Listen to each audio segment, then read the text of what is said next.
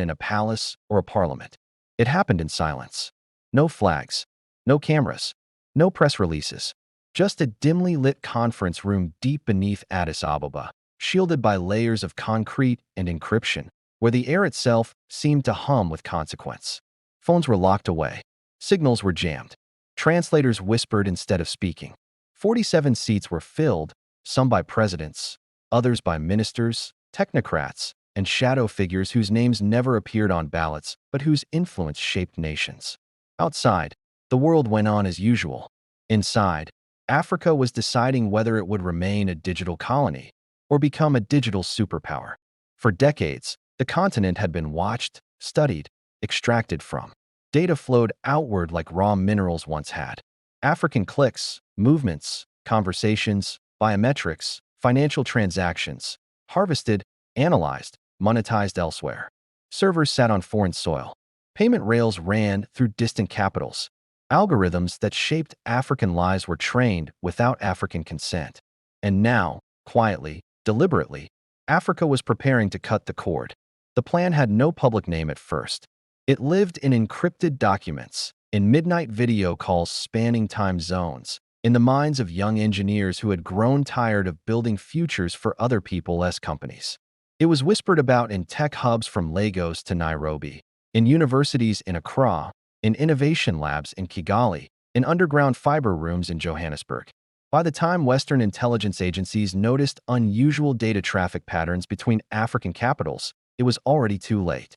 This was not a summit. It was an awakening. The world had long underestimated Africa by measuring it through old lenses: aid flows, instability headlines, fractured borders drawn by outsiders. But beneath that narrative, something else had been growing, quietly, relentlessly. Africa was the youngest continent on Earth, its median age under 20. Millions of coders, designers, cryptographers, fintech founders, satellite engineers, and AI researchers were emerging, not asking for permission, not waiting for validation. They had learned the systems that excluded them. Now they were redesigning them. The first visible crack came when several African central banks quietly synchronized updates to their payment infrastructure within the same 48-hour window. Analysts in London and New York noticed anomalies. Transactions were clearing faster. Fees were dropping. Cross-border settlements that once took days now took seconds. No single foreign intermediary could explain why.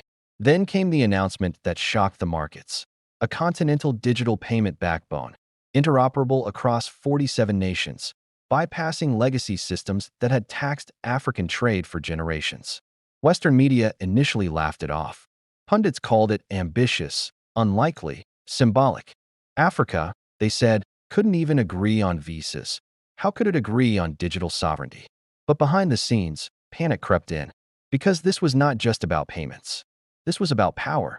In Nairobi, a Pan-African AI lab went live, staffed by researchers from 12 countries, training models on African languages, African data, African realities. No longer would African accents confuse voice assistants. No longer would algorithms misclassify African faces, names, behaviors. The data stayed home. The value stayed home. In Senegal, a new undersea cable project broke ground, connecting West Africa directly to southern routes without passing through traditional choke points controlled by foreign firms.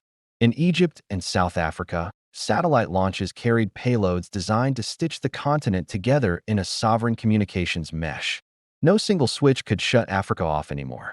That was when the phone call started. Quiet pressure at first. Warnings disguised as advice. Offers of partnerships that looked suspiciously like control. Development loans with conditions buried in footnotes. Editorials warning of fragmentation of the global internet. African leaders listened. Then they kept going. Because this time, the pressure wasn't just being resisted by politicians. It was being resisted by people. In Lagos, a 24-year-old software developer named Damilolo worked through the night on a decentralized identity protocol. Her parents remembered a time when standing in line for hours was normal just to prove who you were. She was building a future where identity was instant, secure, and African-owned. When her system passed its final audit, she cried, not from exhaustion, but from pride. In Kigali, A former refugee turned cybersecurity specialist intercepted a coordinated misinformation campaign designed to pit East African states against West African ones. The messages looked local. The language was familiar, but the digital fingerprints pointed elsewhere. The campaign was neutralized before it could trend. In Bamako, engineers rerouted traffic during a sudden technical outage that analysts later identified as a cyber intrusion attempt. The lights stayed on. The payments kept flowing. The continent learned it could defend itself. The Unified African Digital ID was the boldest move of all. Not a replacement for national identity, but a layer above it. A continental key that allowed citizens to move, trade, learn, and build across borders with dignity. Farmers accessed regional markets. Students enrolled in virtual universities across languages. Small businesses scaled without bribing intermediaries. For the first time, African data was governed by African law, not buried in foreign terms of service agreements no one had read. That was when the backlash became public. Headlines turned sharper. Think tanks warned of geopolitical realignment.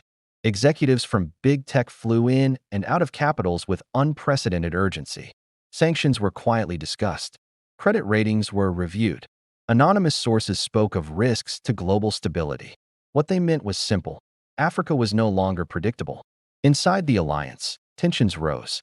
47 nations meant 47 histories, fears, egos. Some worried about sovereignty. Others feared retaliation. A few leaders hesitated, tempted by last-minute deals to defect. The alliance nearly broke the night a confidential draft of the 2030 Masterplan was leaked. Social media exploded. Half-truths spread faster than facts. Claims of digital surveillance, loss of national identity, secret control mechanisms. Protests sparked in two capitals. For a moment, it seemed the old playbook might work. Then something unexpected happened. Young Africans flooded the digital space with explanations, diagrams, videos, open source code. They didn't wait for press conferences. They spoke directly to their people in local languages, in slang, in songs and threads and live streams. They explained data sovereignty. They explained why owning infrastructure mattered. They explained that this wasn't about governments controlling people. It was about Africans controlling their future. The narrative flipped. The leak, meant to kill the project, made it unstoppable. When the full 2030 master plan was finally revealed, it felt less like a policy document and more like a declaration of independence. A continent-wide cloud infrastructure, distributed and resilient.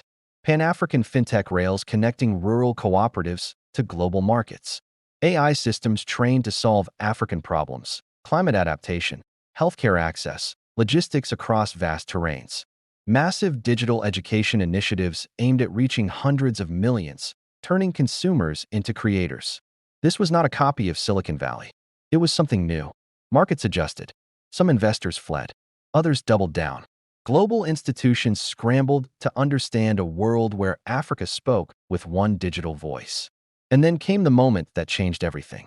During a major international crisis, one that disrupted supply chains and destabilized currencies elsewhere, Africa's digital alliance held. Payments cleared. Data flows remained secure. Internal trade surged. While others froze, Africa adapted. For the first time in modern history, the continent was not reacting to global shocks. It was absorbing them. The symbolism was impossible to ignore. 47 nations, once divided by borders designed to weaken them, now connected by code designed to empower them. Africa was no longer asking to be included. It was defining the terms. In the final summit before implementation went fully live, the room was no longer underground. It was open, flooded with light. Flags stood side by side, not as competitors, but as components of something larger. The youngest delegate in the room, a data scientist barely 30, was given the floor. She spoke of her grandmother, who never had a bank account, of her mother, who had to trust systems she didn't control, of herself, building systems that would outlive her. This is not about technology, she said. It's about dignity. Outside, millions watched on their screens powered by infrastructure they now owned. Africa's digital superpower was no longer a secret. It was a signal that the 21st century would not be written by a few, but shaped by many. That sovereignty could be coded, that unity could be engineered, that a continent once defined by extraction could redefine value itself. As the sun set across 47 nations, servers hummed, satellites orbited, fiber pulsed beneath oceans and deserts alike.